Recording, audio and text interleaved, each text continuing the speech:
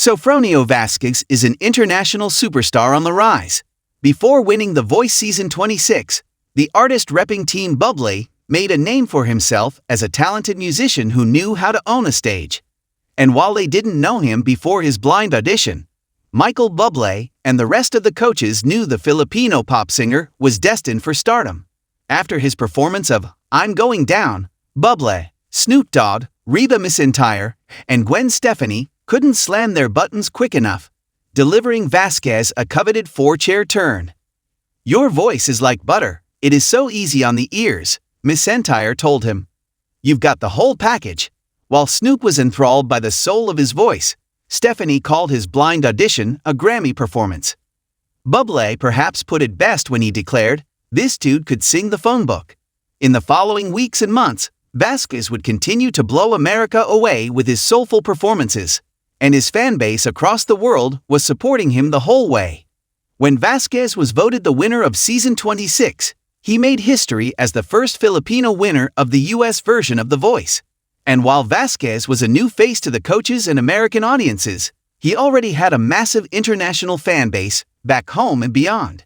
"There is a whole country watching this like a Super Bowl. No joke," Bublé told NBC Insider about The Voice Season 26 live final. And what's more interesting is that it wasn't just the Philippines. It was Indonesia, Singapore, Malaysia, people in China. There were people everywhere that saw themselves in this kid, and it's very cool.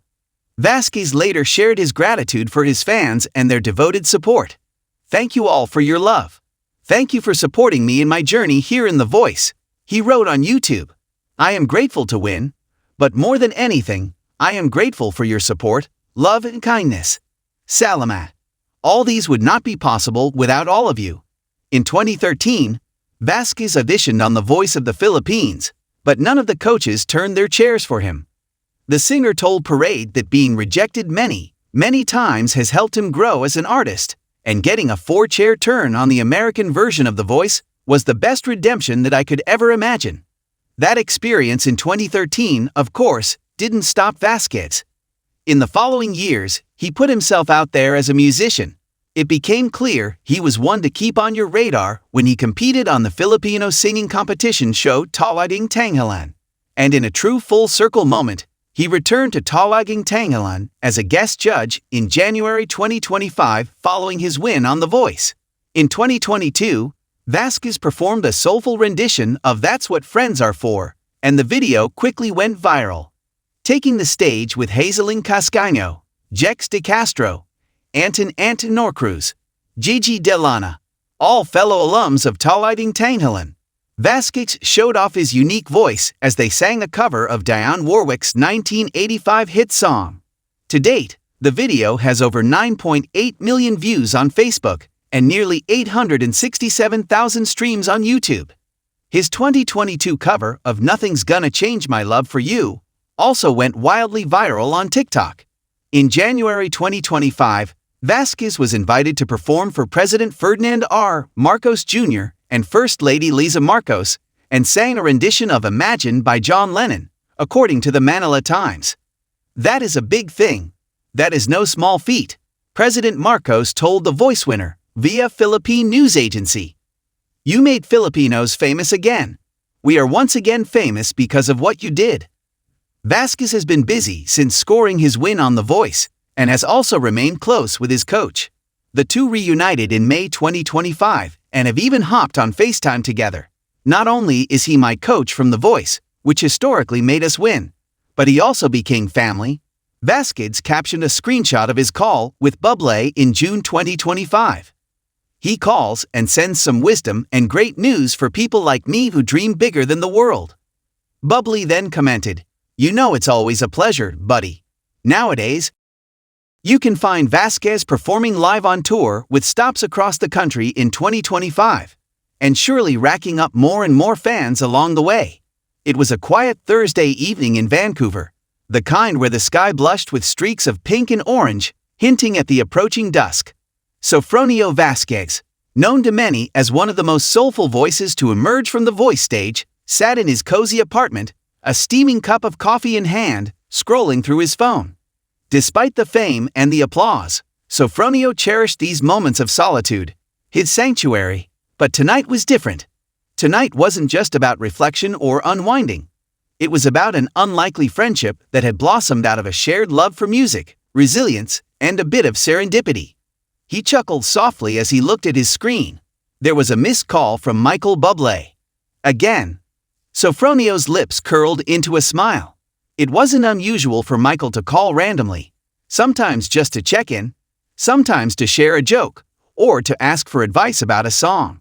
They developed a bond that transcended the typical artist-fan relationship, more like two souls who understood the weight of a melody and the power of a heartfelt lyric. Sofronio thought, setting down his coffee and tapping his phone to call back. The call connected almost instantly. Michael's warm voice greeted him, as familiar as the crackle of an old vinyl record. "Hey, Sofronio. Did I wake you?" Michael's voice was husky, cheerful, the kind of tone that made Sofronio feel like everything was going to be all right. "Not at all, Mike. I was just about to hit the hay. But I'm glad you called. What's up?" There was a pause, a gentle chuckle from Michael. "Well, I was just thinking about how you keep surprising everyone. Your voice, your story, man, it's like a breath of fresh air in a world full of noise." Sofronio blushed, feeling the warmth of those words. Despite his rising fame, he still carried a humble heart, grateful for genuine connections. "You're too kind," he replied softly. "Honestly, I still can't believe I'm talking to you. You've been an inspiration to me since I was a kid, dreaming of singing on stages like The Voice." Michael's laughter was easy and genuine. "Dreams are meant to be chased, Sofronio, and I see it in your voice, something special. You've got that rare gift. Don't ever forget that." Their conversation drifted seamlessly into music, favorite songs, upcoming projects, and the stories behind their most cherished performances. It was as if time stood still, and in that moment, they were just two artists sharing their passion. Sofronio thought again, smiling at the memory of the first time Michael had reached out after Sofronio's blind audition went viral. It had been a shaky start, nerves trembling in his voice, but Michael's encouragement had been a beacon.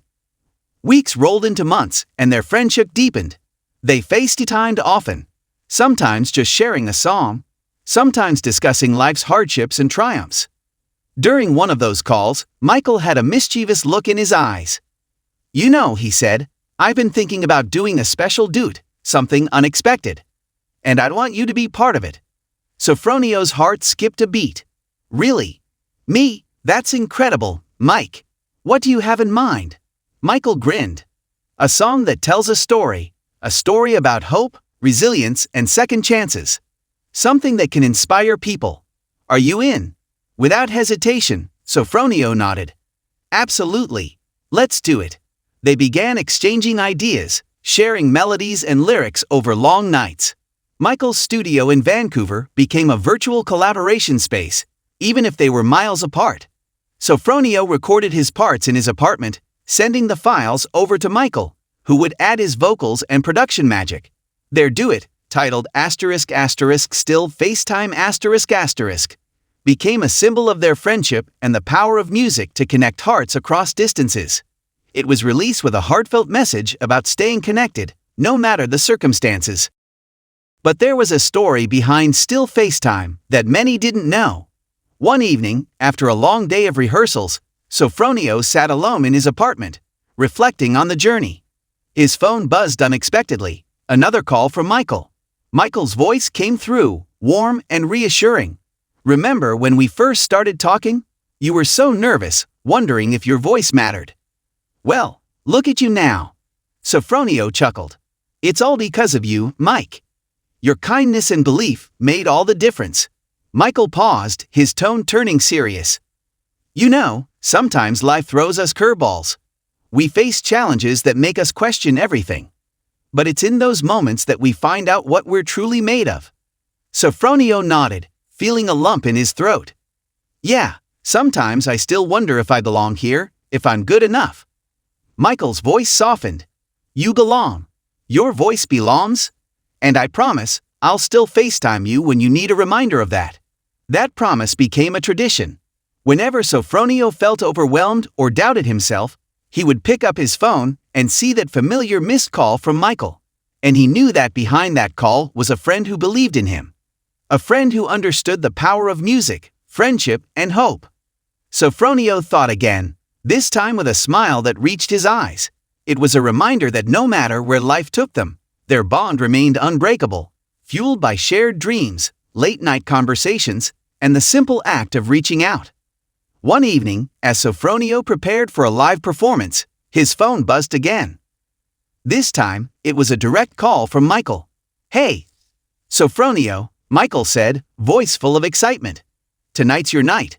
Go out there and sing your heart out. Remember, your voice can change lives."